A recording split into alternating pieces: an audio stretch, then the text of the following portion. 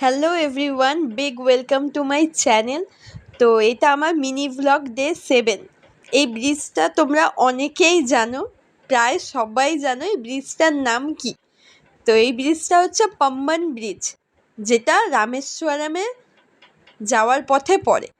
দুপাশে সমুদ্র, সমুদ্রের মাঝ থেকে এটা আমাদের ইন্ডিয়ার রেলওয়ে ব্রিজ, যেটা অনেক দিন আগেই তৈরি হয়েছে, সে ব্রিটিশ আমল থেকে। তো এখানে যাওয়ার স্বপ্ন প্রায় সবারই হয়ে থাকে, ঠিক তেমনই আমাদেরও ছিল। তো মাদুরাইকে টাটা বাই বাই করে আমরা মাদুরাই থেকে সকাল 7টার ট্রেন ধরে পৌঁছে গেছিলাম রামেশ্বরমে 10:30টার দিক করে। মিন্স 3.5 ঘন্টার মতো সময় লাগে। তো রামেশ্বরম স্টেশন আসার আগে পাম্বান স্টেশন বলে একটা স্টেশন পড়ে, তার মাঝে এই পাম্বান ব্রিজটা হয়ে আমরা রামেশ্বরম যাই। তো এখানে আমরা অনেকেই খুবই উৎসাহিত ছিলাম, আনন্দিত ছিলাম। আশা করি তোমরা সবাই আছো। তো যারা যারা জানো না আর কি এই স্টেশনটা কোথায় পড়বে, তাদের আমি বলে দিচ্ছি।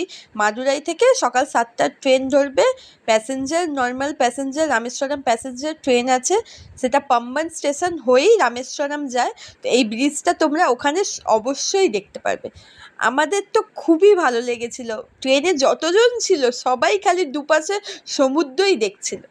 তো এই করতে করতে আমরা ফাইনালি রামেশ্বরম স্টেশনে নেমে গেছি।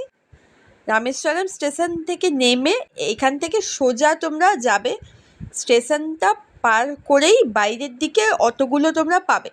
তো চলো, সবাই খুবই আগ্রহ, নতুন একটা জায়গায় ঘোরার জন্য সবারই আগ্রহ হয়ে থাকে। আমরাও তেমনি খুবই উৎসাহিত ছিলাম কি নতুন একটা জায়গা ঘুরতে যাচ্ছি। আর তার চেয়ে বড়ো কথা, রামেশ্বরম 4 ধামের মধ্যে এক ধাম পড়ে। তো সেখানে গেলে পুজোর জন্য আমি বলবো তোমরা আরেকটা আলাদা করে দিন ঠিক করো। ওখানে কিভাবে পুজো দেওয়া হয় না দেওয়া হয় সবই বলবো।